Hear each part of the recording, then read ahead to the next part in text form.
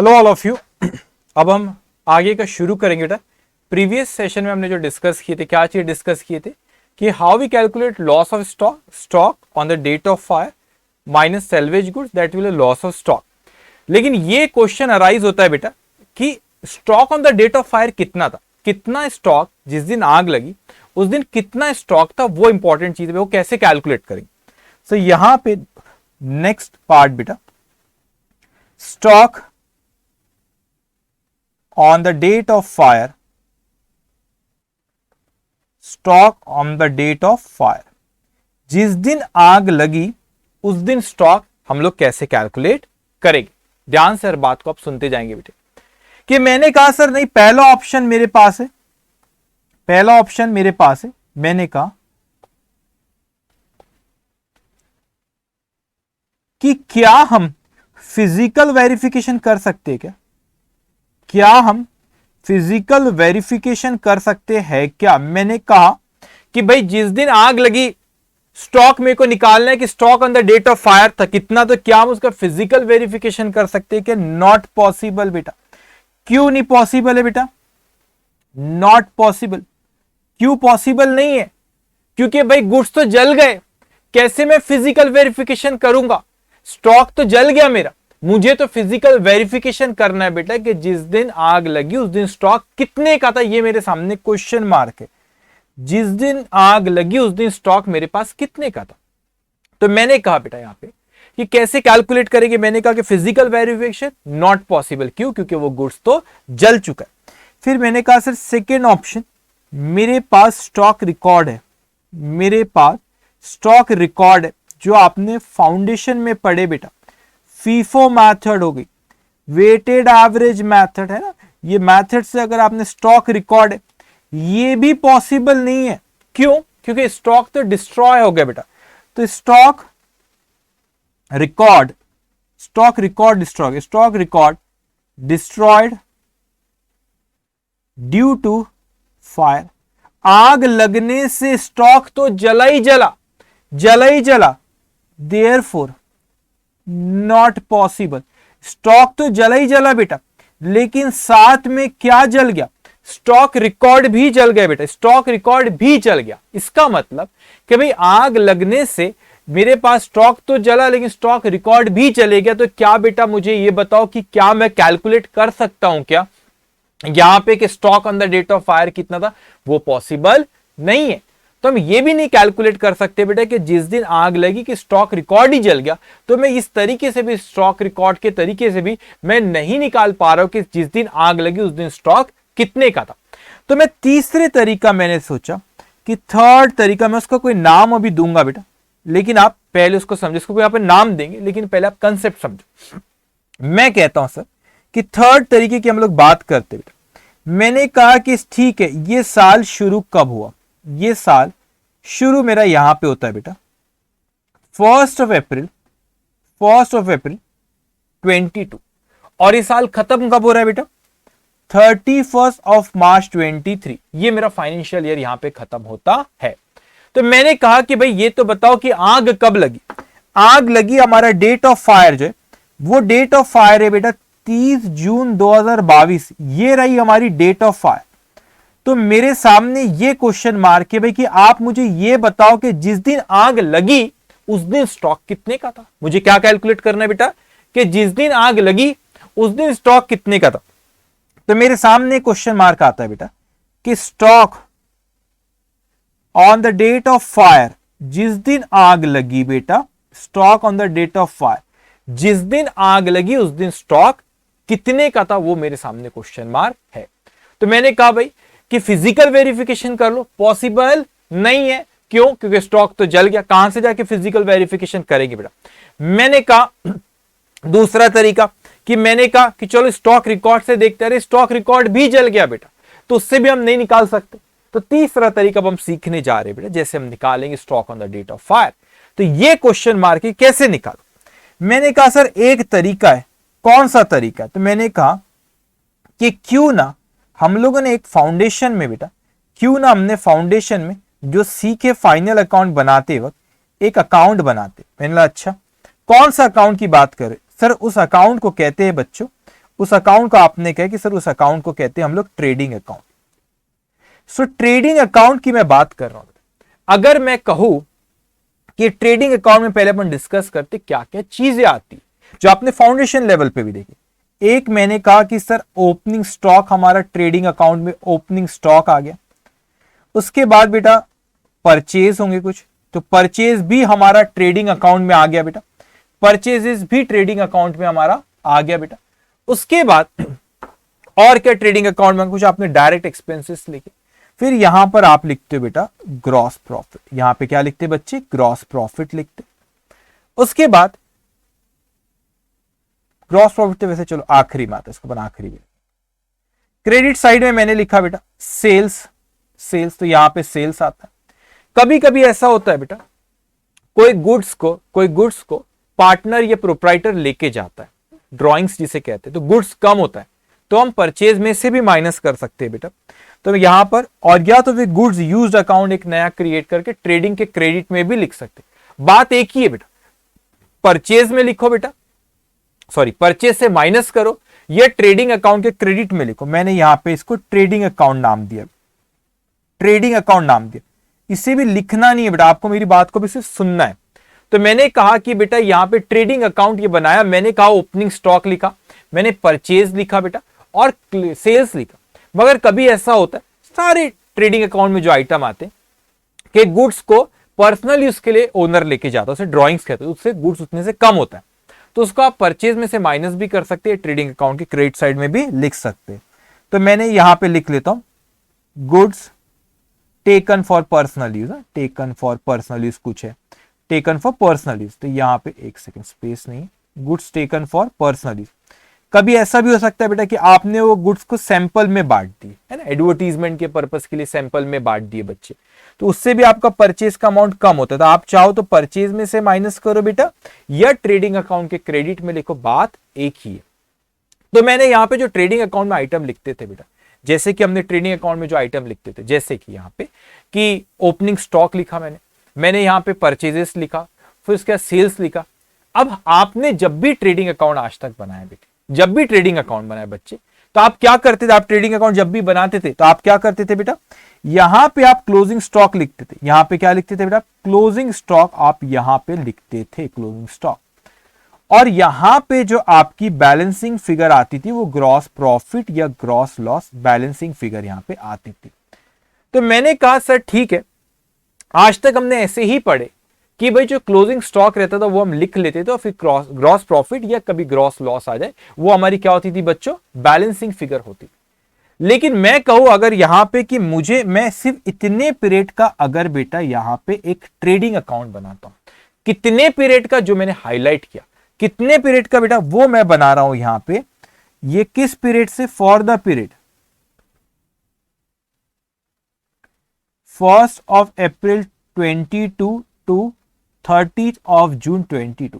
मैंने कहा क्यों ना सर मैं इतने पीरियड का यहां पे ये इसका ट्रेडिंग अकाउंट बना लूं, सिर्फ इतने ही महीने का, 3 महीने का, अप्रैल मई जून, ये 3 महीने का ही मैं अगर ट्रेडिंग अकाउंट बना लूं, ये 3 महीने का ही मैं ये ट्रेडिंग अकाउंट बना लूं बेटा, मैंने कहा तो मैं यहां पे ये 3 महीने के यहां पे शुरुआत में जो ओपनिंग स्टॉक था ये स्टॉक यहां लिखता हूं, ये 3 महीने का परचेज था वो परचेज यहां लिखता हूं, ये 3 महीने में जो सेल्स हुआ वो सेल्स में यहां पे लिखता हूं बेटे, और मुझे यहां का स्टॉक चाहिए इस तारीख को, जिस तारीख को आग लगी उस तारीख का मेरे को स्टॉक निकालना है। तो मैंने कहा जिस तारीख को आग लगी उस तारीख के स्टॉक को मुझे निकालना है बेटा यहां पे, तो क्यों ना मैंने यहां का एक ओपनिंग स्टॉक यहां लिखा, इस पीरियड का परचेज लिखा, ये 3 महीने का परचेज लिखा, ये 3 महीने का सेल्स लिखा बेटा। और अगर मैं यहां पे ग्रॉस प्रॉफिट लिख दूं, अगर मैं ये ग्रॉस प्रॉफिट लिख दूं तो ये मेरी खुद ब खुद बैलेंसिंग फिगर आ जाएंगी।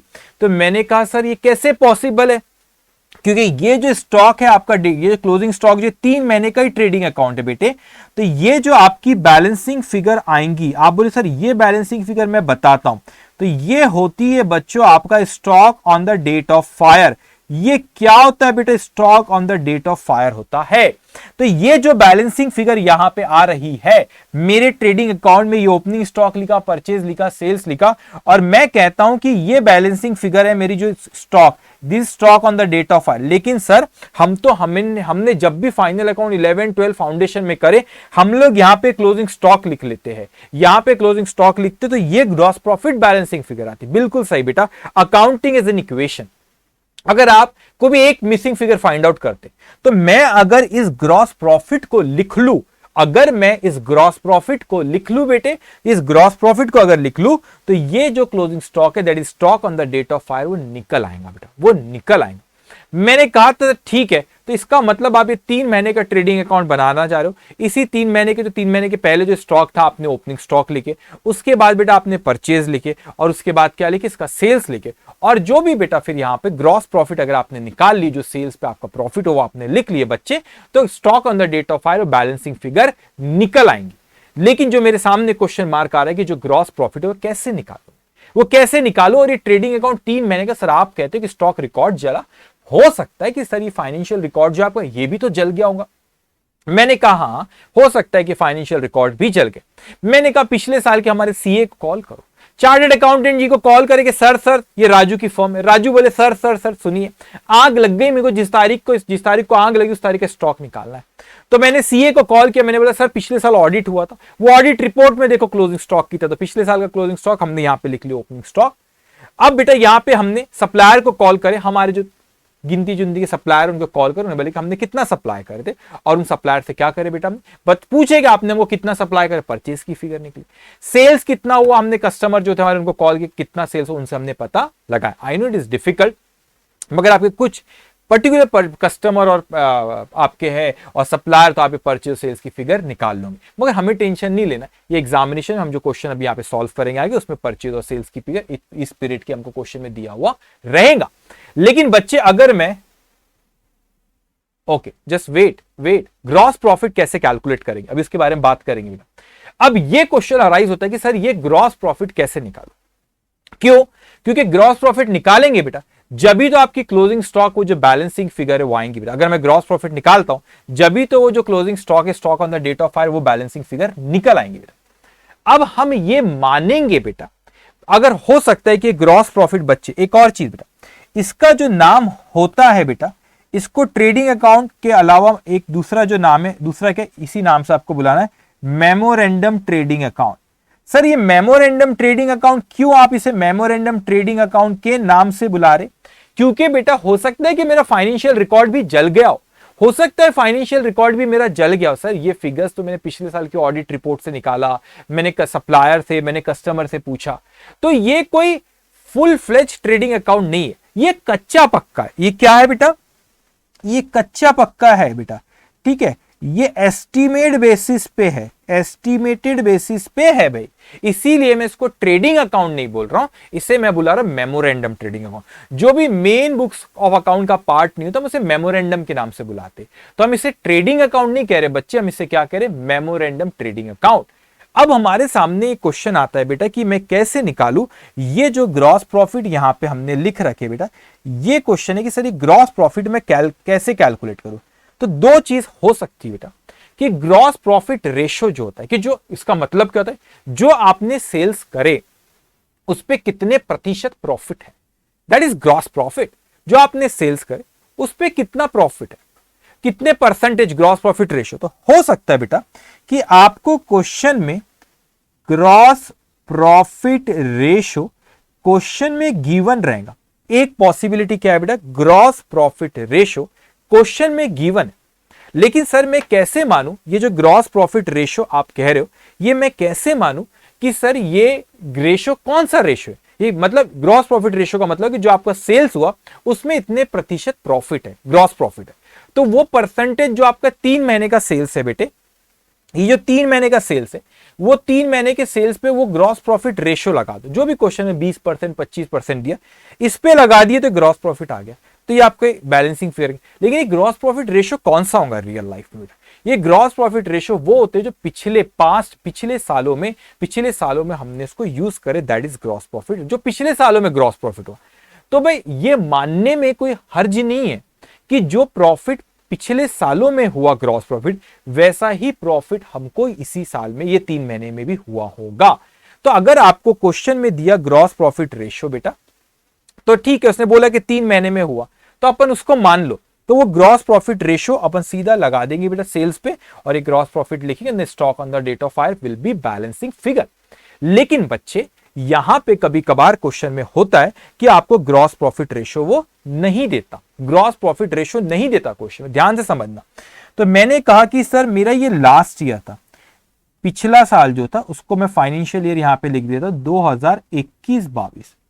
तो अगर इफ ग्रॉस प्रॉफिट रेशियो ये 3 महीने का नहीं दिया, तो आपको if gross profit ratio is not given, if gross profit ratio is not given in the question,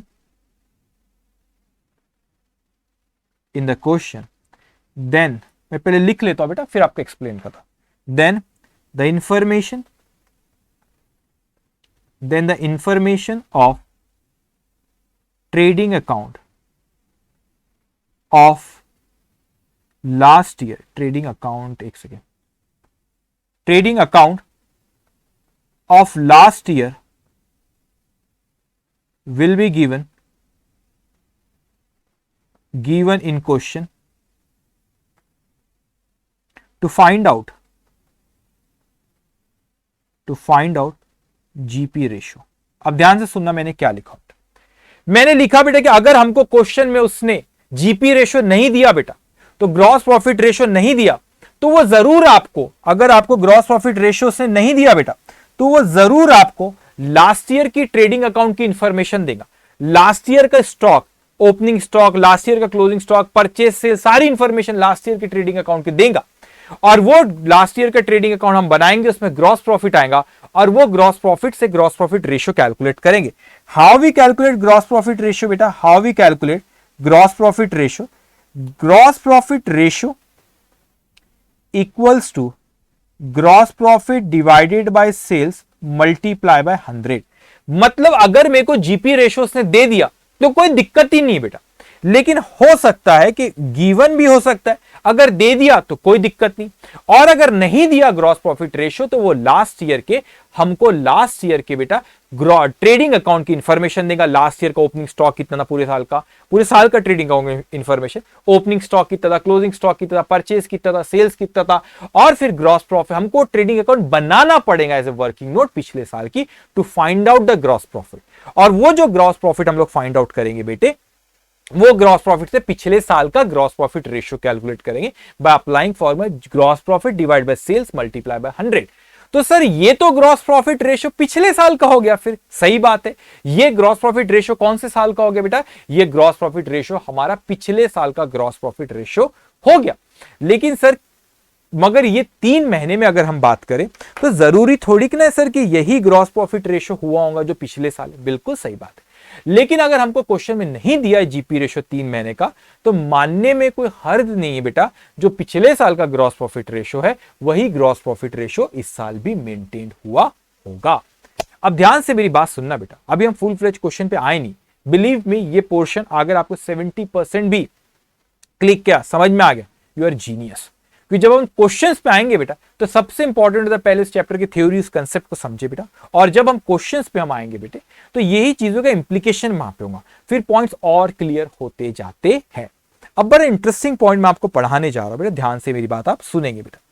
अब क्या हुआ कि मैंने कहा सर कि ग्रॉस प्रॉफिट रेशियो अगर दे दिया इस साल का तो बड़ी अच्छी बात है, हमने उसको ले लिए, वो रेशियो हमने सेल्स पे लगा लिए बेटा। हो सकता है कि ग्रॉस प्रॉफिट रेशियो इस साल का नहीं दिया तो पिछले साल के हमको ट्रेडिंग अकाउंट की इंफॉर्मेशन देता है, पिछले साल का ओपनिंग स्टॉक कितना है, क्लोजिंग स्टॉक कितना है, परचेज कितना है, सेल्स कितना है, सारी इंफॉर्मेशन हमको पिछले साल की वो देता है बेटा। उससे हम पिछले साल का ग्रॉस प्रॉफिट निकालते हैं, उससे जीपी रेशियो कैलकुलेट करते और वही जीपी रेशियो इस साल लगा लेते, यही मानते कि जो ग्रॉस प्रॉफिट रेशियो पिछले साल था वही ग्रॉस प्रॉफिट रेशियो इस साल भी था। अब मैं आपको बड़ी इंटरेस्टिंग बात एक बोलने जा रहा हूं, अब ध्यान से मेरी बात सुनेंगे बेटा। मैं कहता हूं सर कि ये जो सेल्स है, एग्जांपल हम यहां पे कुछ फिगर्स लेते हैं बेटा। मैंने कहा बेटा कि सेल्स सपोज यहां पे 1000 रुपीज का सेल्स था, ये जो सेल्स है कितने का था बेटा, 1000 रुपए का सेल्स था। और मान लो क्वेश्चन में जीपी रेशियो आपको बोला कि 20% है या कोई भी 20% से सपोज या 30% जीपी रेशियो बोला।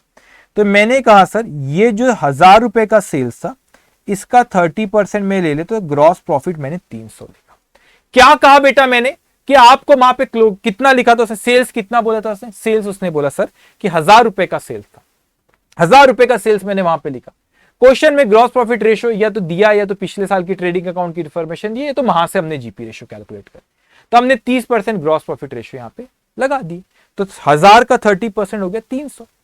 लेकिन रियल लाइफ में अपन सोचते क्या ये जरूरी है कि मैं हर आइटम ग्रॉस प्रॉफिट रेशियो पे, नॉर्मल ग्रॉस प्रॉफिट रेशियो पे बेचूं? हो सकता है बेटा कि मैंने कहा ये मेरी दुकान है बेटा, ये मेरी दुकान है, मैं यहां पे ये आइटम्स यहां पे रखे हुए, तो ये मेरा आइटम्स है जो मैं बेचता हूं, ये था, इसको मैंने 30% के मार्जिन पे बराबर बेचा बेटा, इसको भी 30% के मार्जिन पे ही बेचा मैंने, ठीक है जीपी रेशियो। लेकिन ये जो पेंसिल एग्जाम्पल, इससे बहुत प्यार है मुझे, 5 साल से यूज कर रहा है इसको।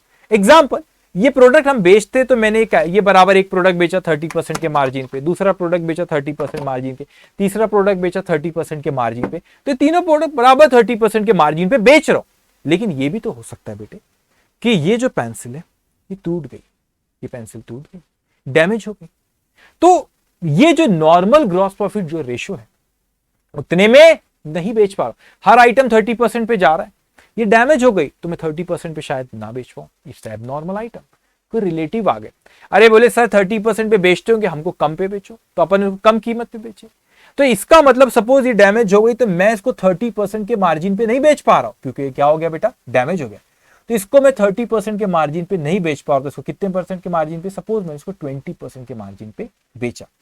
तो मैं कहता हूं बेटा यहां पे अगर ये होता है कि सर ये जो मेरे पास 1000 रुपए का जो सेल किया बेटा, उसमें बच्चे कि नॉर्मल जो गुड्स थे, तो नॉर्मल ग्रॉस प्रॉफिट रेशियो पे मैंने बेचा बेटे, वो 800 का था, 800 का सेल हुआ नॉर्मल ग्रॉस प्रॉफिट रेशियो पे, दैट इज 30% का मार्जिन इस पे। लेकिन कुछ गुड्स है जिसको मैं एबनॉर्मल गुड्स कहता हूं बेटा, वो 200 रुपए का था, टोटल सेल अभी भी 1000 का ही है बेटा, लेकिन कुछ गुड्स 30% के मार्जिन पे गए बेटा, और कुछ गुड्स 20% के मार्जिन पे गए। तो अगर मैं यहां पे पूरे के पूरे गुड्स पे, अगर मैं यहां पे 30% पूरे के पूरे गुड्स जो 1000 रुपए का सेल हुआ बेटा, जो 1000 का सेल हुआ पूरे पे अगर मैं 30% यहां पे लगा दूं तो वो गलत हो जाएगा। क्यों गलत हो जाएगा? उसमें से कुछ आइटम मैंने कितने के मार्जिन पे बेचा बेटा, 30% के मार्जिन पे बेचा, और कुछ आइटम मेरे 20% मार्जिन पे बेचा।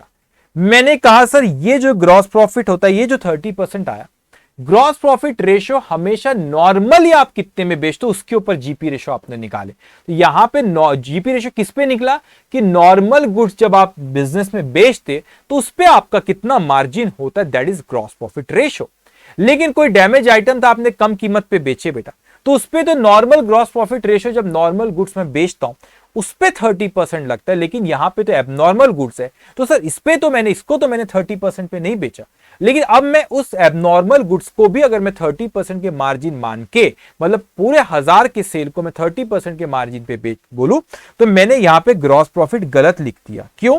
क्योंकि कुछ आइटम 20% के मार्जिन पे, कुछ आइटम बेटा यहां पे 20% के मार्जिन पे बिके बच्चों, तो यहां पे 30% सब पे लगाना गलत होगा। और अगर आपने ये गलत लिख ली बेटा तो आपका क्लोजिंग स्टॉक ये बैलेंसिंग फिगर आने वाली है। आप ग्रॉस प्रॉफिट लिख रहे बैलेंसिंग फिगर आएंगी, तो बैलेंसिंग फिगर भी हमारी गलत आएंगी। तो हम क्या करें सर कि अगर हमारे सारे आइटम डैमेज गुड्स है, abnormal item normal GP ratio पे नहीं बिकते, एबनॉर्मल आइटम, इसीलिए तो एक तरीका होता है कि मैंने कहा कि एक काम करते सर, हम जब ये मेमोरेंडम ट्रेडिंग अकाउंट बनाएंगे, why we prepare memorandum trading account to find out the stock on the date of fire. तो जब मैंने बच्चे मेमोरेंडम ट्रेडिंग अकाउंट बनाया to find out the stock on the date of fire, तो बेटा हमने यहां पे एक काम करे कि ये जो कॉलम का अमाउंट आपको एक दिख रहा है, ये कॉलम का अमाउंट कितना दिख रहा है बेटा, यहां पे अभी एक कॉलम का अमाउंट दिख रहा है ना आपको, यहां पे एक कॉलम का अमाउंट दिख रहा है। हम क्या करेंगे यहां पे बेटे, हम क्या करेंगे यहां पे, ये जो अमाउंट का कॉलम है, यहां पे आप स्पेस नहीं इसलिए ऊपर लिख रहा हूं बेटा, वो अमाउंट के कॉलम में हम 3 कॉलम बना लेंगे। कितने कॉलम बनाएंगे बेटा? 3 कॉलम। एक बना लेंगे नॉर्मल गुड्स, दूसरा कॉलम एबनॉर्मल गुड्स, और तीसरा कॉलम टोटल। आपने कहा सर आप ऐसा क्यों कर रहे हो, ये 3 कॉलम आप यहां पे क्यों बनाएंगे सर अमाउंट के? जो भी क्वेश्चन में एबनॉर्मल आइटम दिया है अपने को। एबनॉर्मल आइटम वो जो हमारे नॉर्मल जीपी रेशियो पे नहीं बिका, वो हमारे लिए एबनॉर्मल आइटम है बेटा।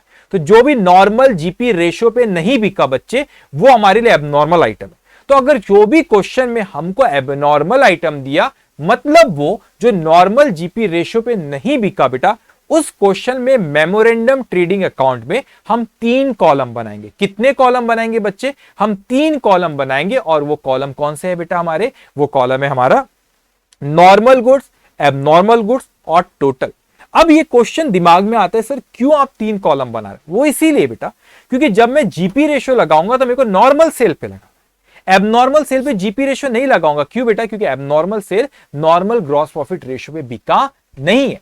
तो अपनी सहूलत के लिए क्यों ना हम लोग, मैं एबनॉर्मल आइटम हूं, एग्जांपल मैं सपोज एक टोटल गुड्स है हमारे, तो सपोज मैं एक नॉर्मल आइटम हूं, तो मैंने कहा कि भाई जो नॉर्मल जीपी रेशियो पे नहीं बिके वो थोड़ा साइड में हो जाओ, साइड में हो जाओ, अलग अलग हिसाब किताब करते। क्यों? क्योंकि मुझ पे मैं एक नॉर्मल आइटम हूं बेटा, मुझ पे जीपी रेशियो नॉर्मल लगा, लेकिन मेरे पे जीपी रेशियो कौन सा? Normal GP ratio.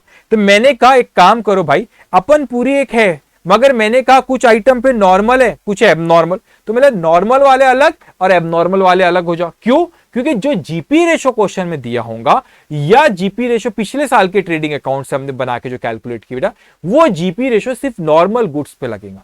तो हमने क्या करे अपनी सहूलत के लिए, इंस्टीट्यूट भी यही करती है अपनी सहूलत के लिए बेटे, कि एक नॉर्मल आइटम का एक मैंने कॉलम बनाया, एक एबनॉर्मल आइटम का मैंने कॉलम बनाया बेटा। तो एक नॉर्मल आइटम का मैंने कॉलम बनाया और एक एबनॉर्मल आइटम का कॉलम और एक टोटल का कॉलम। क्यों?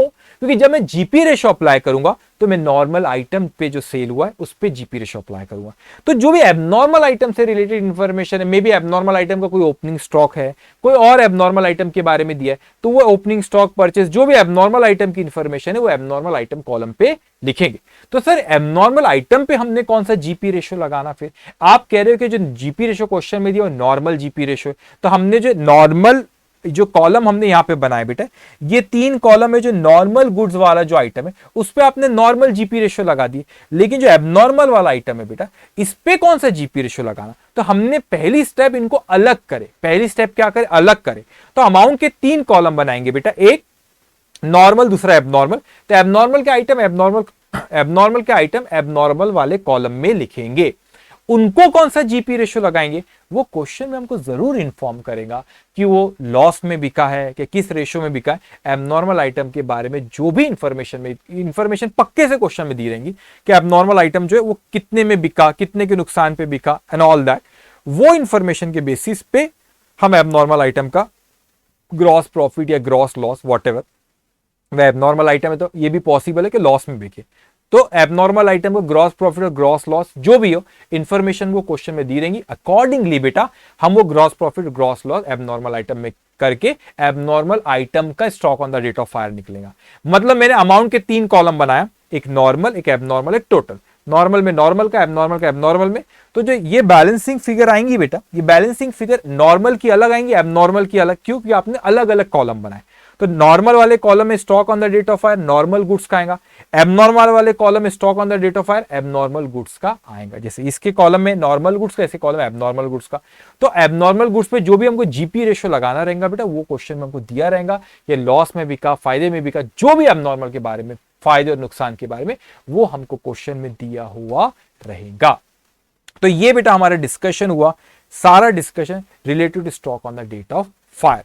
हमेशा बेटा कोई भी क्वेश्चन में जाने की हड़बड़ी नहीं करना है कि फट से क्वेश्चन में चलेगा। आई थिंक पिछले जो पार्ट 1 आज डे 1 का, तो उसमें आई थिंक मैंने अराउंड 1 आवर से ज्यादा ही सिर्फ इस पे डिस्कशन किया होगा कि बैकग्राउंड बताने में। अभी भी बैकग्राउंड के बारे में आपसे बेटा बात किया मैंने। अब इसके बाद आप लोग क्वेश्चन पे, अब हम लोग अब शुरू होंगे क्वेश्चन, और क्वेश्चन में भी कई चीजें आते जाएंगी। तो हमने जो भी डिस्कशन बेटा अभी तक किए, तो उसमें अगर आपने को 60-70% जो पॉइंट्स है, मैंने जो भी बोला 60-70% पॉइंट जो हमारे दिमाग में, दैट इज यूर जीनियस। क्योंकि जब हम क्वेश्चन सॉल्व करेंगे बेटा, इसी का इंप्लीकेशन हमारे सामने रहेगा, इसके नंबर्स हमारे सामने क्वेश्चन करेंगे, तो वो जब इसको जब अपन क्वेश्चन सॉल्व करेंगे तो ये इंप्लीमेंट वहां पे होगा बेटा, तो फिर और पॉइंट्स हमारे क्लियर होते जाते। अब आपका काम शुरू होता है बेटा कि अब आपको क्वेश्चन नंबर देना है और क्वेश्चन नंबर के साथ अब आपको लिखना रहेगा इसके। तो अच्छा, ये जो तीसरा पॉइंट है बेटा, हम इसको किस नाम से बुलाते हैं? इससे हम कहते हैं इस तरीके से इंस्टीट्यूट ऐसा नहीं देंगी ना आपको, फिजिकल वेरिएशन छोड़ दो, स्टॉक रिकॉर्ड ये सब नहीं दे देगी ना, question stock on the date of fire नहीं देती इंस्टीट्यूट। अगर वो दे दी तो खेल ही खत्म हो गया ना बेटा। हमारा उद्देश्य ये कि जिस दिन आ गएगी उस दिन स्टॉक कितना तो उतना बताओ। तो stock on the date of fire, how we are going to prepare stock on the date of fire? By preparing the memorandum trading account. That memorandum trading account is for the, ये इस साल के शुरुआत से बेटा, साल के शुरुआत से डेट ऑफ फायर तक, साल की शुरुआत से डेट ऑफ फायर इतने पीरियड का सिर्फ मेमोरेंडम ट्रेडिंग अकाउंट बनता है। इस पीरियड का परचेज सेल सब लिखते हैं, purchase sale, opening stock, gross profit. Gross profit किस पे?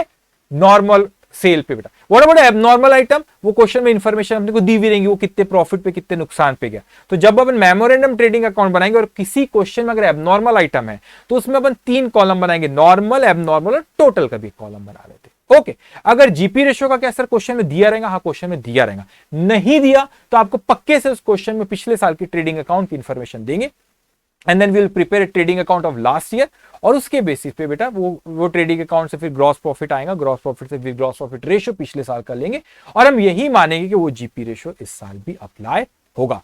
सो ये हमारा डिस्कशन हुआ कि किस तरीके से हम stock on the date of fire निकालेंगे, और एग्जामिनेशन में ऐसा ही आएगा आपको, memorandum trading account, memorandum trading account. Okay, तो ये मेमोरेंडम ट्रेडिंग अकाउंट इस मेथड से ही हमको करना रहेगा। सो अब हम शुरू करते बेटा क्वेश्चन नंबर 1। क्वेश्चन नंबर 1 हम शुरू करते बेटे, और अब आपका लिखने का काम शुरू होता है। ठीक है, तो अब आप नोटबुक, अगर आपने फर्स्ट डे शायद नहीं ली होगी तो अभी कहीं रफली लिख लें इसको, फिर इसमें लिखना फेयर। लेकिन आपको 400 पेजेस की कितनी नोटबुक लेना है बेटा? 2 नोटबुक 400 पेजेस की लेना है, और जो सिर्फ क्वेश्चन जो मैं यहां करूं वही आपको लेना है, एक क्लास क्वेश्चन, एक प्रैक्टिस क्वेश्चन। तो होमवर्क जो मिलेंगे डेली करना है, ये डिसिप्लिन है बेटा। डिसिप्लिन होना बहुत जरूरी है बेटा। ठीक है, कभी भी अपनी मेहनत पे डाउट मत करना बेटा। ठीक है, मंजिल तो मिल ही जाएंगी, बस कभी हार मत मानना। तो मंजिल पक्का मिलेंगी, ठीक है, तो अपनी बस कभी हार नहीं मानना। वो कहते हैं ना, मंजिल तो पक्का मिल ही जाएंगी बेटा बस। और कोई जब भी मेहनत करते तो मेहनत पे कभी अपने डाउट नहीं करना। कभी ये मत सोचना कि जाया चलेगी, वेस्ट चलेगी, नहीं, मेहनत पे अपने पूरा भरोसा रखो बेटा, मंजिल तो मिल ही जाएंगी तुमको, बस कभी हार मत मानना। सो आपको जो 2 नोटबुक लेना रहेगा बेटा, एक रहेंगी क्लास की और एक रहेंगी बेटा क्लास क्वेश्चन और एक प्रैक्टिस क्वेश्चन। तो प्रैक्टिस क्वेश्चन तो आप करोगे, ठीक है, मैं आपको बताऊंगा डेली कि आज आपको कौन सा होमवर्क है, कौन सा क्वेश्चन करना है। डेली बस आप मेरे साथ साथ चलो। Believe me, your target should be 75। Accounts में पासिंग 40 नहीं है, एग्जामिनेशन 60 नहीं, अपने को एक ही फिगर पता है 75, और वो मिनिमम है, उस मतलब वो पास होने का क्राइटेरिया अपने लिए 75 है बेटा। तो अकाउंट्स में यही मान के चलेंगे अपन कि पास होने तो अपने को कितना स्कोर करना है, 75, उससे कम नहीं बेटा। अब आपका काम शुरू होता है, मैंने जो डिस्कशन किया, अब आपका काम शुरू होता है। अभी तक कुछ नहीं लिखना है, पीडीएफ आपसे शेयर हो जाएंगे। अब आप बढ़िया से अपने नोटबुक में हेडिंग दो, चैप्टर नंबर 1 इंश्योरेंस क्लेम। तो आप नोटबुक में हेडिंग देंगे बेटा चैप्टर नंबर 1 इंश्योरेंस क्लेम, और वहां पे हम लिखेंगे क्वेश्चन नंबर 1 बेटा। तो ये क्लास का हमारा question number 1। Okay, so question number 1 ध्यान से। ओके, सो ये क्वेश्चन नंबर 1, और अगर आपके पास अभी नोट्स अगर पहुंचे नहीं होंगे तो घबराना नहीं बेटा, तो 3-4 दिन में वो आ जाएंगी बुक आपके पास। जस्ट आप क्या पीडीएफ शेयर करी गई बेटा, ये पीडीएफ से भी आप देख सकते हो। ठीक है, अब ध्यान से मेरी बात सुनते जाएंगे बेटा। सो क्वेश्चन नंबर 1 वो कहते हैं नवंबर 2017 का क्वेश्चन है बेटा। वो कहता है बच्चे की fire occurred in the premises of Agni on 25 August 2017। कब आग लगी बेटा? आग लगी 25 अगस्त 2017 को। When a large part of stock was destroyed, उसमें से लार्ज पार्ट क्या हो गया उनका? डिस्ट्रॉय हो गया बेटा। सैलवेज वॉज ₹15,000, सैलवेज वैल्यू कितनी? 15,000 रुपए हमको मिल जाएंगे, जो गुड्स थोड़ा सा बच गया उसको बेचने पे। Agni gives you the following information for the period of January 1st 2017 to 25th of August 2017। अब बेटा यहां पे ध्यान से आप इस चीज को समझते जाएंगे। उसने क्या कहा कि यहां पे साल कब शुरू हो रहा है? January 1 जनवरी को शुरू हो रहा है बेटा, और आग कब लगी? 25 अगस्त को। मतलब हमें जो मेमोरेंडम ट्रेडिंग अकाउंट बच्चे बनाना है, वो मेमोरेंडम ट्रेडिंग अकाउंट कहां से बनाना है बेटा? वो मेमोरेंडम ट्रेडिंग अकाउंट हमको बनाना है 1 जनवरी 2017 से लेके 25 of August 2017 से। अब इस बीच की उसने हमको इंफॉर्मेशन दिया बेटा, जैसे कि उसने इंफॉर्मेशन दिया परचेज हुआ हमारा 85,000, sales 90,000, goods costing rupees 5,000 were taken by Agni for personal use, वो ड्रॉइंग्स है. Then cost price of stock on January 1st, 2017 was rupees 40,000. This is opening stock. Now over the past few years, Agni has been selling goods at a consistent gross profit. At a consistent gross profit margin of 33 1/3. This is 1/3 is 0.33. तो 33 फिर बाजू में 1/3 लिखा, that is 33.33%. अब ध्यान से बेटा, तो उसने बोला कि कंसिस्टेंट ग्रॉस प्रॉफिट मार्जिन कितना है उसका 33.33%. The insurance policy was rupees 50,000. Policy amount कितनी बेटा 50,000 की. It includes an average clause. Agni ask you to prepare a statement of claim to be made on the insurance. कम आग लगी, नुकसान हुआ, तो भाई ठीक है, उसने हमको क्वेश्चन में बच्चे ये बता दिया कि यहाँ पे सेल्वेज कितना है वो बता दिया, हमको पॉलिसी अमाउंट बता दिया, ठीक है. लेकिन सबसे इंपॉर्टेंट चीज, जिस दिन आग लगी उस दिन स्टॉक कितना था वो हमको कैलकुलेट करना है कि जिस दिन आग लगी उस दिन स्टॉक कितना था. So how much is stock on the date of fire. तो डेट ऑफ फायर के दिन कितना स्टॉक था वो हमको कैलकुलेट करना है बेटा. तो how we are going to prepare, how we are going to find out the stock on the date of fire by preparing memorandum trading account. So we'll prepare a memorandum trading account from 1st of January to 25th of August. इस period का हम लोग memorandum trading account बनाएंगे बेटा, और हम लोग ये फाइंड आउट करेंगे कि stock on the date of fire कितना था. तो इस पीरियड का हमको ओपनिंग स्टॉक लिखेंगे, परचेज लिखेंगे, सेल्स लिखेंगे, या कोई और एडजस्टमेंट रहते वो लिखेंगे बेटा. और ग्रॉस प्रॉफिट के बारे में इसमें कुछ भी एबनॉर्मल आइटम नहीं है. तो हमारा मेमोरेंडम ट्रेडिंग अकाउंट में बच्चे एक सिंगल कॉलम वो अमाउंट का रहेगा. अब उसने यहाँ पे ग्रॉस प्रॉफिट मार्जिन कितना 33.33%, वो भी उसने क्वेश्चन में हमको दिया हुआ है. तो सबसे पहले बेटा एक एक पॉइंट में फिर से पढ़ूंगा, एक्सप्लेन करूंगा. सबसे पहले अब आपकी नोटबुक में बेटा आप लिखेंगे, ठीक है. अब आपकी नोटबुक में आप लोग लिखेंगे, ये लिखना है आपको नोटबुक में. लिखें क्वेश्चन नंबर C1 है, क्लास का क्वेश्चन इसलिए C1 लिखा हुआ है बेटा, ठीक है. तो यहाँ पे अब उसका नाम नहीं दिया उसने पूरा, कौन सा, अग्नि लिखा, इन द प्रीमाइसेस ऑफ अग्नि. तो मैं यहाँ पे अग्नि लिख लेता हूँ.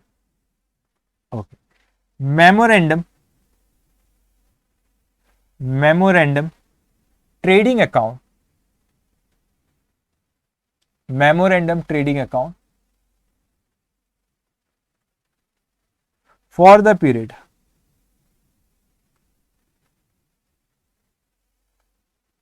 फर्स्ट ऑफ जनवरी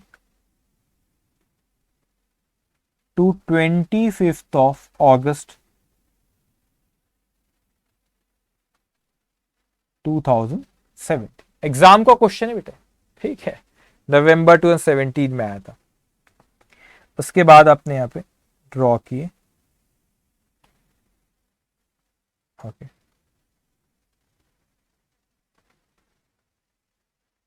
ओके, ये आपने ड्रॉ करेंगे. कितने लाइन का बेटा मेमोरेंडम ट्रेडिंग अकाउंट ड्रॉ करेंगे, ज्यादा नहीं, सिर्फ 5-6 लाइन का. सिर्फ मेमोरेंडम ट्रेडिंग अकाउंट आप 5-6 लाइन का ड्रॉ करेंगे. मेमोरेंडम ट्रेडिंग अकाउंट हमने बनाया. ओके, ध्यान से सुनेंगे. तो क्वेश्चन में हमको क्या क्या इंफॉर्मेशन है, why we are preparing memorandum trading account to find out the gross profit. Okay, फिर वो ग्रॉस प्रॉफिट से ग्रॉस प्रॉफिट रेशियो निकालेंगे बेटा अपन. ओके, तो यहां पर देखेंगे आप लोग, सबसे पहले अपने क्वेश्चन में क्या क्या इंफॉर्मेशन दी. सबसे पहले उसने हमको यहाँ पे परचेज दिया बेटा. परचेज कितना है आपका, यहाँ का परचेज दी, इस पीरियड का परचेज है बेटा आप लोगों का 85,000. तो परचेज 85,000 लिखी यहाँ पे, तो आप यहाँ पे लिखेंगे ऊपर में ओपनिंग स्टॉक के लिए स्पेस रखना, ओपनिंग स्टॉक के लिए स्पेस रखना. तो मैंने यहाँ पे लिखा टू परचेज. परचेज कितना है बेटा आपका 85,000 का परचेज है बेटा इस पीरियड में, ठीक है. उसके बाद क्वेश्चन में सेल्स दिए, इस पीरियड में सेल्स कितना है बेटा 90,000. एक और चीज यहाँ पे ना, एक मिनट आप ये देख लेना, यहाँ पे ना गुड्स उसने ये बोला है कि पर्सनल इसके लेके गए, तो अपना परचेज अकाउंट में एडजस्टमेंट है, परचेज अकाउंट में एडजस्ट करना पड़ेगा ड्रॉइंग्स का. तो इसीलिए आप ये परचेज को आप इनर कॉलम में लिख लें. तो परचेज जो आपका 85,000 है ना बेटा, उसको इनर कॉलम में लिखो आप 85,000, ठीक है. ओके, उसके बाद बेटा यहाँ पे सेल्स आपको दिया 90,000. तो सेल्स हमने ट्रेडिंग अकाउंट जो बना रहे उसकी क्रेडिट साइड में लेके सेल्स बेटा कितना अमाउंट है सेल्स का 90,000 रुपए. 90,000 हमको क्वेश्चन में सेल्स दिया हुआ है बेटा. उसके बाद बेटा यहाँ पे उसने हमसे दिया goods costing rupees 5,000. Goods costing rupees 5,000 where taken by अग्नि फॉर पर्सनल यूज. ध्यान से मेरी बात सुनिए, आप ये चीज समझे। देखो यहां पर अपना ये साल शुरू हुआ, साल कब शुरू हुआ बेटा, आपका साल यहां पे शुरू हो रहा है 1 जनवरी 2017, आग लगी 25 अगस्त 2017, साल खत्म हो रहा है 31 दिसंबर 2017। तो ये यहां आग लगी बेटा, तो इस पीरियड का मैं ट्रेडिंग अकाउंट बनाऊंगा। तो इस पीरियड का मुझे ओपनिंग स्टॉक, इस पीरियड का परचेज, इस पीरियड का सेल्स और इस पीरियड का ग्रॉस प्रॉफिट लिखूंगा। तो यहां पे मेरा closing stock that is stock on the date of fire वो निकल आएगा बेटा। तो यहां पे stock on the date of fire वो निकल आएगा अपना। ओके, तो हमने परचेज लिखे, सेल्स लिखे। अब ध्यान से हर पॉइंट को समझना बेटा। वो कहता है आपसे कि जो goods costing ₹5,000 where taken by अग्नि फॉर पर्सनल यूज। तो कोई पर्सनल यूज के लिए वो अग्नि जो था बिजनेस में, उसने पर्सनल यूज के लिए अपने स्टॉक लेकर गया बेटा, कुछ गुड्स घर पे लेके गया। तो ड्रॉइंग से बेटा क्या एंट्री पास करते हैं, अपने फाउंडेशन में पढ़े ड्रॉइंग्स की एंट्री क्या पढ़े, तो एंट्री पास होती है बेटा drawings account debit, drawings account debit. एक और चीज ड्रॉइंग्स अकाउंट डेबिट, अच्छा लिखो ड्रॉइंग्स अकाउंट डेबिट टू। अब एक गुड्स यूज्ड अकाउंट भी क्रिएट कर सकते हैं या परचेज अकाउंट में भी एडजस्ट कर सकते हैं। गुड्स यूज्ड अकाउंट होता है तो ट्रेडिंग के क्रेडिट साइड में लिखते हैं, या परचेज को कम कर दो क्योंकि जो परचेज लाए थे वो बिकने वाला नहीं, वो हमने पर्सनल इसके लिए लेके गए, तो परचेज को कम कर दो बेटा, उसका डेबिट बैलेंस होता है वो कम हो रहा है तो हमें क्या करना पड़ेगा बच्चे, क्रेडिट। तो मैंने परचेज अकाउंट को क्रेडिट करा। अब टोटलिटी में सोचा करो, थोड़ा थोड़ा नहीं, ऊपर ऊपर नहीं सोचना, पूरा सोचना बेटा। तो एंट्रीज की पास होती है drawings account debited to purchase account. तो ड्रॉइंग्स कहां गया होगा बेटा, ये ड्रॉइंग्स तो मेरा कैपिटल अकाउंट में एडजस्ट होगा। कैपिटल अकाउंट कहां रहता है बेटा, बैलेंस शीट में, ऐसा सोचना पड़ता है। तो ड्रॉइंग्स जो है बेटा मेरा वो कैपिटल अकाउंट में एडजस्ट होता है और वो कहां जाता है, बैलेंस शीट में। ठीक है, ये जो परचेज जाता है बेटा, ये जो परचेज जो रहता है वो कौन से अकाउंट में आता है बेटा, ये होता है हमारा ट्रेडिंग अकाउंट में। तो परचेज को आप क्रेडिट कर रहे हो, परचेज के डेबिट बैलेंस होते हैं क्योंकि उतने से परचेज हमारा कम हो गया क्योंकि हम पर्सनल यूज के लिए लेके चलेंगे बेटा। तो हम क्या करेंगे, परचेज को उतने से कम करेंगे। तो परचेज कितना है, 5,000 रुपए का। तो देखो परचेज को आपने क्रेडिट करे, तो यहाँ पे परचेज जो लिखा हुआ है बेटा, यहाँ पे आप लेस, यहाँ पे जो परचेज है आपका कितना है 85,000, इसमें से आप इसको माइनस करेंगे ड्रॉइंग्स। ये goods taken for personal use आप लिख सकते हो, यहाँ पे ड्रॉइंग्स लिखो या goods taken for personal use. कितने का बेटा, 5,000 रुपए। तो वो डेबिट बैलेंस होते हैं ना परचेज के, आपने उसका माइनस कर ली बेटा। क्यों, क्योंकि आपने क्रेडिट करे परचेज के, इसको क्या करे बेटा, माइनस करे। तो ये आपका 80,000 ये आपका आउटर कॉलम पे आ गया, 80,000 ये आपका आउटर कॉलम पे आ गया बेटा। सो यहाँ पे एक और चीज, जब गुड्स पर्सनल यूज के लिए लेके जाता है बेटा कोई भी, तो कॉस्ट पे लेके जाता है। ओनर अपने घर पे अपने आप को नहीं बेचता, तो कॉस्ट पे ऑलरेडी कॉस्ट आपको दी हुई है। ओके, कभी कभी कोई क्वेश्चन में कंफ्यूज करने के लिए goods taken by personal use selling price दी हुई रहती है, तो सेलिंग प्राइस को परचेज से मत माइनस करना, कॉस्ट को ही करना, क्योंकि वो अपने पर्सनल यूज के लिए लेके जा रहा है, कॉस्ट पे लेके जाएंगे बेटा। ठीक है, अब उसके बाद नेक्स्ट पॉइंट आता है बेटा डी पॉइंट। हमसे वो कहता है cost price of stock on January 1, 2017 was ₹40,000। तो स्टॉक कितना था बेटा जिस तारीख को, स्टॉक 1 जनवरी 2017 को, तो ये तो शुरुआत का ये स्टॉक दिया बेटा उसने। तो ये कौन सा स्टॉक है बच्चे, ये ओपनिंग स्टॉक है। तो ये ओपनिंग स्टॉक आप यहां पे लिखेंगे to opening stock, to opening stock. कितना है बेटा अपना ओपनिंग स्टॉक, ओपनिंग स्टॉक उसने दिया 40,000 का। ये अपन इतनी मेहनत क्यों कर रहे, मेहनत मतलब ये मेमोरेंडम ट्रेडिंग अकाउंट क्यों बना रहे बेटा, मेमोरेंडम ट्रेडिंग अकाउंट इसलिए बनाया जा रहा है कि to find out stock on the date of fire, how we calculate loss of stock by fire. तो भाई आप पहले ये लिखते हैं ना, stock on the date of fire, stock on the date of fire लिखते हैं हम कि उस दिन स्टॉक कितने का था बेटा, stock on the date of fire कितने का था, उसमें से कोई सैल्वेज गुड्स है तो उसको अपन क्या करते हैं, माइनस, और फिर हमारा ये आता है लॉस ऑफ स्टॉक आता है। ये हमारा क्या आता है बच्चे, लॉस ऑफ स्टॉक। तो भाई ये तो कर लूंगा मैं, मुझे ये तो बताओ कि stock on the date of fire question mark है ना, वो कैसे, पहले वो निकालूंगा जब भी तो लॉस ऑफ स्टॉक निकाल पाऊंगा। So how we find out stock on the date of fire, by preparing memorandum trading account. तो हम कौन से अकाउंट से बनाते हैं बेटा, मेमोरेंडम ट्रेडिंग अकाउंट प्रिपेयर करके हम stock on the date of fire को फाइंड आउट करते हैं बेटा। हमें को ओपनिंग स्टॉक दिया था वो लिख लिया, परचेस था वो लिख लिया, एक एडजस्टमेंट था वो भी कर लिया, और मैंने वहां पे सेल्स दिया था वो भी हमने सेल्स भी यहाँ पे लिख ली बेटा। ठीक है, अब क्वेश्चन हमसे आगे क्या कहता है, क्वेश्चन में हमें आगे कहता है over the past year Agni has been selling goods at a consistent gross profit margin of 33.33%। अब कुछ चीजें आप बहुत ध्यान से सुनना बच्चे, ठीक है। जो भी ना मैं रेड बॉक्स में ऐसा बनाता हूँ ना, जैसे रेड मैंने यहाँ पे बनाया और उसके अंदर लिखा, तो रेड बॉक्स का वो कोई भी पॉइंट समझाने के लिए, तो वो क्वेश्चन मतलब एग्जाम में आपको ऐसा नहीं बना के आना है, वो समझाने के लिए मैं कोई क्वेश्चन क्या इस तरह रेड बॉक्स में कर दूंगा, समझ जाना सर ने एक्सप्लेनेशन के लिए हमको ये चीज वहां पे करे बेटा, अदरवाइज एग्जाम में यही करना रहेगा, ठीक है। मेरी बात ध्यान से सुनो।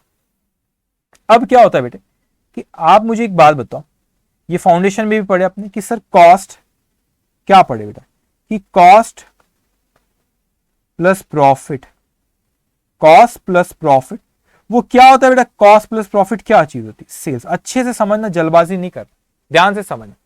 कॉस्ट प्लस प्रॉफिट क्या होता है बेटा, सेल्स, ठीक है। क्वेश्चन में बेटा आपको हमेशा वो बताएं, पहले ये समझ, जैसे यहां पे उसने अपने को ये बोला कि 33.33% पहली स्टेप यहां कि इसने सिर्फ अच्छे से वर्डिंग्स को बहुत अच्छे से समझना बेटा। यहां पे उसने बोला 33 और यहां नेक्स्ट स्लाइड यहां पे आ गया, नीचे आ गया, अरे आजा भाई, ये तो बेसिकली 33.33% है, 1/3 आप बोलो तो 0.33 होता है, तो 33.33% है, ठीक, ध्यान से। मगर ये 33.33% किसका, अच्छे से देखो, इसके अंदर पॉइंट आ गया, सेंटेंस खत्म हो गया, वहां ऐसे पढ़ना पड़ेगा आपको, सेंटेंस खत्म हो गया। तो 33.33% किसका, हम जो भी क्वेश्चन करेंगे जनरली आप देखोगे वो बोलते था क्वेश्चन 33.33% ऑन सेल्स, कभी कभी ऑन कॉस्ट बोलता है, मगर आपको क्वेश्चन में नहीं बोला कि 33.33% किसका, कॉस्ट का कि सेल्स का, क्वेश्चन में आगे आप देखोगे वहां स्पेसिफाई रहता है, कभी कभी नहीं रहता। तो यह स्पेसिफाई नहीं, मैं किसका मानू 33.33%, क्या है कॉस्ट का 33.33 के सेल्स का।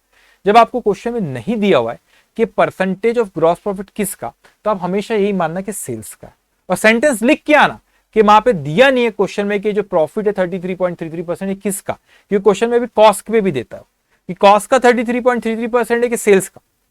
क्वेश्चन में अगर नहीं दिया तो विल ऑलवेज अज्यूम दैट कि किसका है बेटा, सेल्स का है। तो इस पे सेंटेंस में लिखा दूंगा, तो आपने क्या माने बेटा 33.33% किसका है बच्चे, ये 33.33% आपका सेल्स फिगर का है, ठीक है। हम इस पे लिख भी लेंगे। तो मैंने यहां पे लिखा बेटा बच्चे, यहां पे ये जो ग्रॉस, पहले इसको पॉइंट को समझना, नीचे सॉल्व करते रहेंगे लेकिन ध्यान से इस पॉइंट को समझना बेटा, ठीक है। कि ये जो कॉस्ट है, तो ये जब भी जिसके ऊपर परसेंटेज बोला उसको 100 ले लेंगे, जिसके ऊपर परसेंटेज बोला उसको 100 लेना। तो यहां पे 33.33% बोला, लेकिन अपन यही मान रहे हो किसके ऊपर बोला, सेल्स पे। क्वेश्चन में स्पेसिफाई करता है, इसमें नहीं करता, we will assume that it is on sales, अपन इस पे नोट भी लिख लेंगे। तो मैंने कहा सर कि जिस पे बोला उसको हमेशा 100 ले लेना, ये आपको फाउंडेशन में बहुत पढ़ा है कंसाइनमेंट चैप्टर, जिस पे बोला उस पे 100 ले लिया बेटा। अब ये 33.33% है, तो cost plus profit, cost plus profit sales होता है बेटा। तो आप मेरे को ये बताओ कि अगर प्रॉफिट 33.33% है बेटा और सेल्स 100 है, सेल्स जिस पे बोला उसको सीधा उसको 100 लेना, तो 33.33% सेल्स का, तो सेल्स को 100 ले लिए बेटा, और आपने प्रॉफिट 33.33% लिए जो क्वेश्चन में दिया।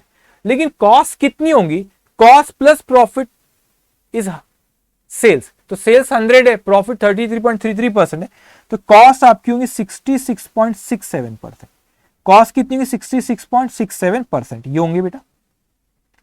अब इस तरीके से हो गया अपना काम। लेकिन बेटे क्या होता है, जब भी पॉइंट में, पहले क्वेश्चन में पॉइंट आ गया, लेकिन जब भी कोई आपका परसेंटेज जो रहता है, जैसे प्रॉफिट आपको वहां पे 20% 30% रहता तो कोई दिक्कत नहीं आती, लेकिन जब भी परसेंटेज में प्रॉफिट दिया, यहां पे कितने परसेंटेज में उसने प्रॉफिट दिया 33.33%, तो चांसेस होती कि आप सेल्स का 33.33% जब लोगे तो चांसेस होता है कि 0.33 है, तो 0.33 लंबा चलता है, तो उसकी वजह से 2-4-5 रुपए का डिफरेंस आ जाए।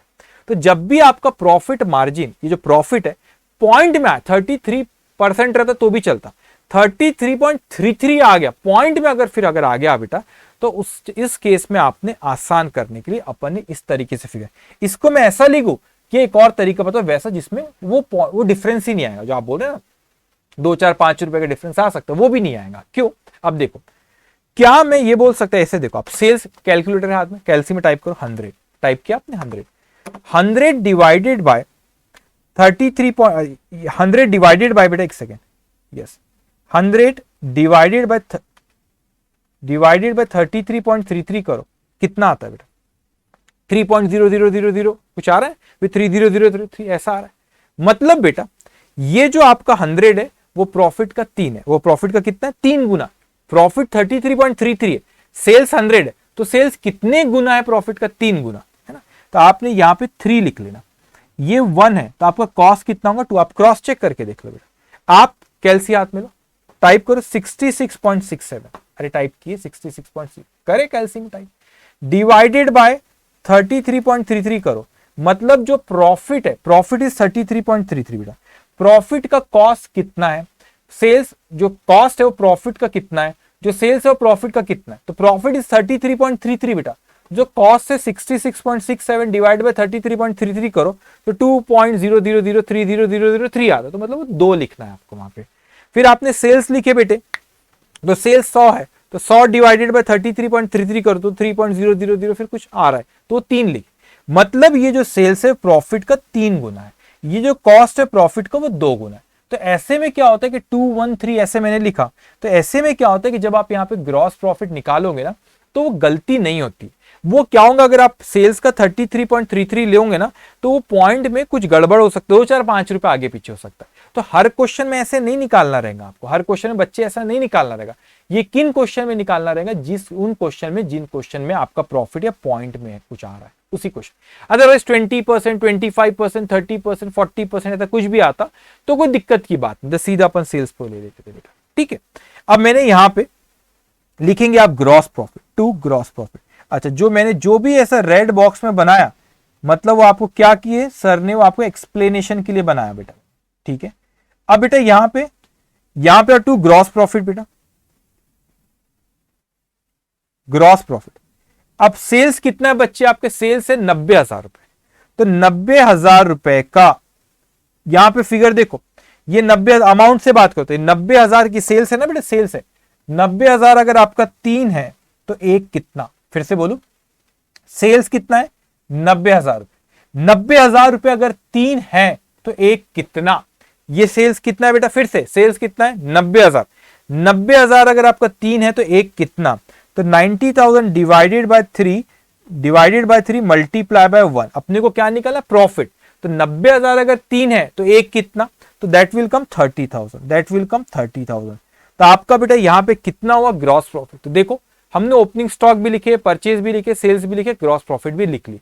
अब अकाउंटिंग इज एन इक्वेशन, तो जो बैलेंसिंग फिगर रहेंगे that will be stock on the date, that will be closing stock. वो क्लोजिंग स्टॉक 25 अगस्त का है, क्योंकि जब तक की कई ट्रेडिंग अकाउंट है, तो that will be stock on the date of fire. एक और चीज बेटा, जो मैंने आपसे कहा कि गलती जो हो सकती है, जब ऐसे पॉइंट में आता है ना यहाँ पे बेटे, ये सॉरी पॉइंट में जैसे आ रहा है 0.33, तो अगर मैं 90,000 रुपए, ये 90,000 रुपए, अगर मैं यहाँ पे ऐसा लिखता 90,000 रुपए का 33.33%, तो 90,000 मल्टीप्लाई बाय 33.33% का, तो देखो कितना आ रहा है?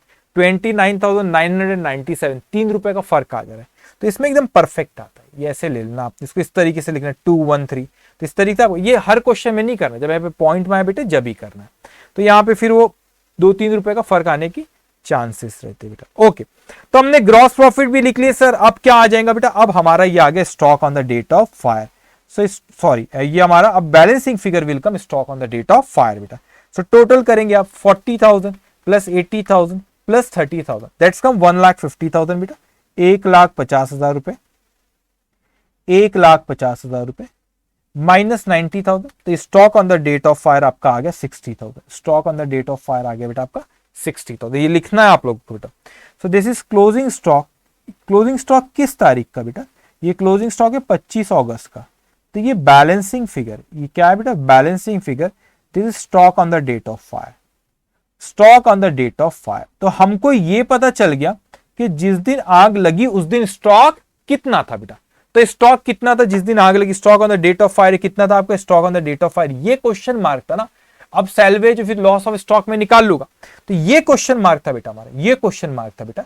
तो ये stock on the date of fire हम कैसे प्रिपेयर कैलकुलेट करते? By preparing memorandum stock account बना के। तो हमने यहाँ पे कैलकुलेट कर लिया बेटा हमारा मेमोरेंडम स्टॉक अकाउंट बना के, stock on the date of fire. अब हम निकालेंगे लॉस ऑफ स्टॉक। तो इसके बाद अब आप नीचे लिखेंगे बेटा, ओके, स्टेटमेंट ऑफ लॉस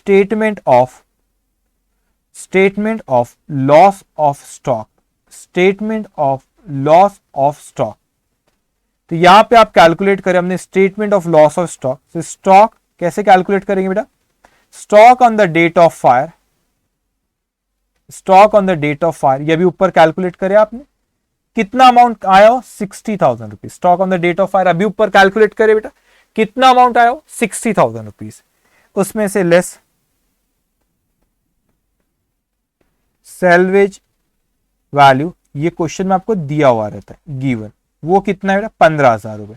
मतलब वो आप स्क्रैप बेच भी दोगे, जल गया डिस्ट्रॉय गया तो भी 15,000 में अपना बिक जाएगा। तो आपका 60,000 रुपए की कॉस्ट थी, 15,000 में डैमेज ये सब बिक भी जाएगा, तो अपना नुकसान कितने का हो बेटा, तो आपका लॉस ऑफ स्टॉक जो हुआ, loss of stock, amount of loss of stock, amount of loss of stock कितने का हो बेटा, ये हो गया आपका 45,000 का। अब अच्छे से समझ, तो सर क्या ये लॉस ऑफ स्टॉक 45,000 रुपए का क्या मैं क्लेम करूं क्या इंश्योरेंस कंपनी से 45,000 रुपए कि सर 45,000 रुपीज का मेरा लॉस हुआ? क्या मैंने कहा कि 60,000 रुपए स्टॉक था, सेल्वेज हुआ बेटा 15,000 का, तो मैंने कहा लाओ लाओ इंश्योरेंस कंपनी 45,000 रुपए लाओ, तो इंश्योरेंस कंपनी बोले भाई साहब रुक जाओ, ये रहा आपका गोडाउन, ये रहा आपका गोडाउन, जिस दिन आग लगी आपके पास स्टॉक कितने का रखा था? मैंने कहा सर 60,000 रुपए का स्टॉक रखा हुआ था बेटा। तो जिस दिन आग लगी उस दिन स्टॉक कितने का था? 60,000 रुपीज का stock on the date of fire था, 60,000 रुपए का। अब आप मेरे को बताइए बच्चे, पॉलिसी अमाउंट क्वेश्चन में कितने की दी? पॉलिसी अमाउंट क्वेश्चन में ये दी हुई, ये दी 50,000 रुपए की, 50,000 रुपए, तो 50,000 रुपीज की पॉलिसी अमाउंट है। अरे भाई साहब पॉलिसी अमाउंट कितनी की? मैंने कहा सर पॉलिसी अमाउंट जो है ना वो 50,000 रुपए की। तो आप स्टॉक मेरे गोडाउन में रखा हुआ है 60,000 रुपए का, 60,000 का, 60,000 रुपीज का स्टॉक रखा हुआ है, लेकिन बेटा पॉलिसी अमाउंट कितने की बच्चे? 50,000 रुपए की पॉलिसी अमाउंट है। तो मैंने कहा स्टॉक 60,000 रुपए का बेटा, स्टॉक कितने का बच्चे? 60,000 रुपए का, और पॉलिसी अमाउंट 50,000 रुपए की। तो क्या इंश्योरेंस कंपनी मेरे को पूरा लॉस देंगी क्या? बोलेगे नहीं नहीं सर, हमारी जिम्मेदारी थी 50,000 रुपए की, आपने स्टॉक रखे 60,000 रुपए का, तो हमारी जिम्मेदारी 10,000 रुपए नहीं थी, तो 50,000 रुपए उनकी जिम्मेदारी थी, 10,000 की मैं ओनर, मेरी जिम्मेदारी थी बेटा। तो क्या पूरा का पूरा लॉस देगी कि नहीं? जिस परसेंटेज में बेटा, यहां पे एवरेज क्लॉज लग जाएगा, because stock on the date of fire is more than the policy amount. तो देखो यहां पे बेटा अपन ये समझाने का फिर नीचे में सॉल्व करता हूं कि मैंने कहा सर 50,000 रुपए की पॉलिसी थी, 60,000 रुपए का स्टॉक था, तो परसेंटेज वाइज बात करें बेटा 50,000 डिवाइड बाय 60,000 मल्टीप्लाई बाय 100, सो 83.33% आ रहा है। मतलब मेरा जो स्टॉक रखा हुआ है उसमें से 83.33% की जिम्मेदारी इंश्योरेंस कंपनी की थी, वो कंपनसेट करेंगे। क्यों? जो 60,000 में से 50,000 का इंश्योरेंस निकला हुआ बेटा, बचे हुए 10,000 की मेरी जिम्मेदारी थी, तो वो मैं बेयर करूंगा। तो 45,000 रुपए वो मेरे को पूरा का पूरा नहीं दे देंगे बेटा, वो बोलेंगे आपका stock on the date of fire fantastic,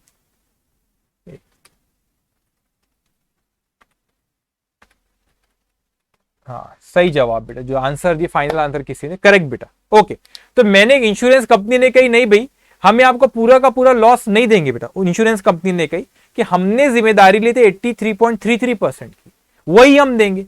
क्यों 83.33? स्टॉक रखे 60,000 का और बच्चे कितने के पॉलिसी 50,000 की, तो वो उसी प्रपोर्शन में हमको लॉस देंगी जिस प्रपोर्शन में हमने हमारे स्टॉक का इंश्योरेंस निकाले। लॉजिकली सही सही है, करेक्ट बेटा, है ना? सब अनन्या सृष्टि करेक्ट आंसर बेटा, ध्यान से मेरी बात सुनेंगे बेटा। सो यहां पे क्या हुआ आपका, यहां पे तो अब अपने को ये एवरेज क्लॉज पे हमेशा एक हेडिंग अपन ने देख ली, यहां पे एवरेज क्लॉज लग रहा है, तो किस तरीके से लिखेंगे बेटा ध्यान से देखो। अब यहां पे आप नीचे इसके लिखेंगे एवरेज क्लॉज, ये क्लेम नहीं करेंगे बेटा, पूरा का पूरा अमाउंट एवरेज क्लॉज लगेगा, तो इस तरह हेडिंग देंगे और यहां पे लिखना रहेगा आपको पॉलिसी अमाउंट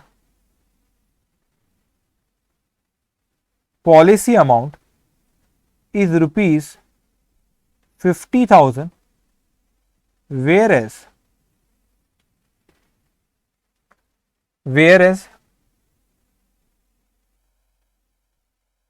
इंश्योरेबल सम, बेटा इंश्योरेबल सम याद रखना, इंश्योरेबल सम क्या होता है? That is insurable sum, that is stock on the date of fire. तो stock on the date of fire का एक और नाम होता है, stock on the date of fire का एक और नाम होता है, ये ना stock on the date of fire, इसको एक और नाम से बुलाते हैं, उससे कहते हैं इंश्योरेबल सम। इंश्योरेबल सम का मतलब होता है इतने से इंश्योरेंस कराना चाहिए, इंश्योरेबल सम, मतलब इतने से इंश्योरेंस कराना चाहिए था।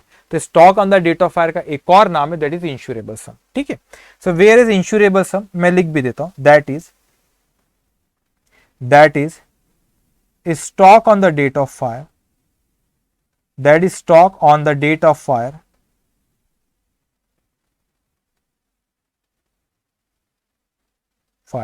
is rupees कितना है 60,000. that means it is a case of under insurance.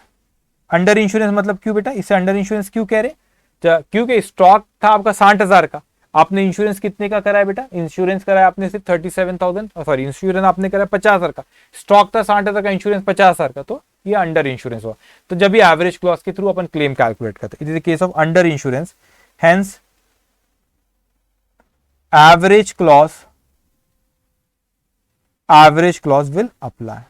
Examination में जैसा मैं प्रेजेंट कर रहा हूं, जैसा मेरा स्टाइल है लिखने का, बस वैसा ही आपको स्टाइल में लिखना है बेटा, ठीक है. अकाउंट में पासिंग नंबर 40 नहीं है, 75 है, 75, और वही आपको लेके उस कम से कम उतने लेके आना बेटा. तो यहां पे क्लेम का अमाउंट किस तरह होगा बेटा, पॉलिसी अमाउंट या इंश्योर्ड वैल्यू बोलो या policy amount divided by stock on the date of fire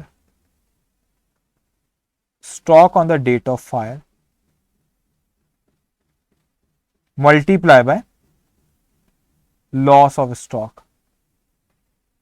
तो पॉलिसी अमाउंट कितने का बच्चे अपना 50,000 रुपए का, stock on the date of fire बेटा कितना है 60,000 रुपीज का, लॉस कितना है अपना 45,000 रुपीज का, 45,000 रुपीज का क्या है बेटा लॉस. तो इसको कैलकुलेट करेंगे, 50,000 डिवाइडेड बाय 60 मल्टीप्लाई बाय 45, तो यह आपका 37,500. तो दिस इज क्लेम 37,500. तो जैसा मैंने लिखा हूं बिल्कुल वैसा ही करेक्ट आंसर, सब करेक्ट दिए बेटा, पहले आप लोग कैलकुलेट कर लिए, वेरी गुड. तो जैसा मैंने लिखा वैसा ही आपको एग्जाम में लिखना रहेगा. तो यहां पर अपना 37,500 ये इस तरीके से अपन क्या, तो क्लेम पूरा नहीं हुआ, क्यों, क्योंकि अंडर इंश्योरेंस था, because stock on the date of fire more than the policy amount, इसलिए एवरेज क्लॉज के थ्रू अपन करते हैं. करेक्ट बेटा, 37,500 इज क्लेम अमाउंट, करेक्ट बेटा. ओके, सो ये हमारा क्वेश्चन नंबर 1 हुआ बेटा, ठीक है. सो अब यहां पे इस बार ओके, सो आज ये हमारा डिस्कशन जो हुआ, ठीक है. तो आज फर्स्ट डे था बेटा, तो मैं आपको कुछ होमवर्क भी यहाँ पे दिया जाएगा, ठीक है. तो अब ध्यान से एक एक चीज पहले समझ लो, हमने अभी तक क्या क्या डिस्कस किए पहले उसको अपन बात कर ले. सो हाउ वी कैलकुलेट बेटा, इस चैप्टर में हमको क्या पढ़ना है, तो दो चीज है, दैट इज claim of loss of stock, second is claim of loss of profit. तो आज हमने डिस्कशन किए, शुरू करें claim of loss of stock. How we calculate claim of loss of stock बेटा, हम claim of loss of stock calculate करते कि stock on the date of fire minus salary, that is the loss of stock. But how we calculate stock on the date of fire? By preparing a memorandum trading account. So we prepare memorandum trading account साल के शुरुआत से लेके date of fire तक. We write down opening stock, purchase, sales and gross profit, and the balancing figure will be the stock on the date of fire. इस question में नहीं था, लेकिन कोई क्वेश्चन में ये हो सकता है बेटे, कोई क्वेश्चन में ये हो सकता है.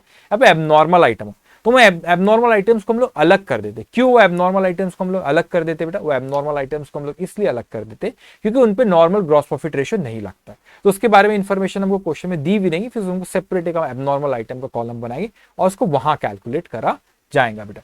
अच्छा, एवरेज क्लॉज कहां लगता है बेटा, in case of under insurance. When we call it under insurance beta, when stock on the date of fire is more than the policy amount, we call it under insurance.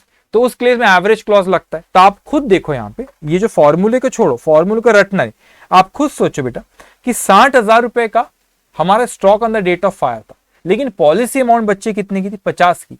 तो मैंने calculate 83.33%, मतलब ये जो loss हुआ वो उसका 83.33% ही हमको insurance company बेटा देंगी. तो इसका 45,000 का बेटा, 45,000 का 83.33% कितना आता है, तो आप देखो 45,000 मल्टीप्लाई बाय 83.33% करोगे, that's come 37,500, that will B claim. तो प्रोपोर्शनेट ही हमको देगा बेटा.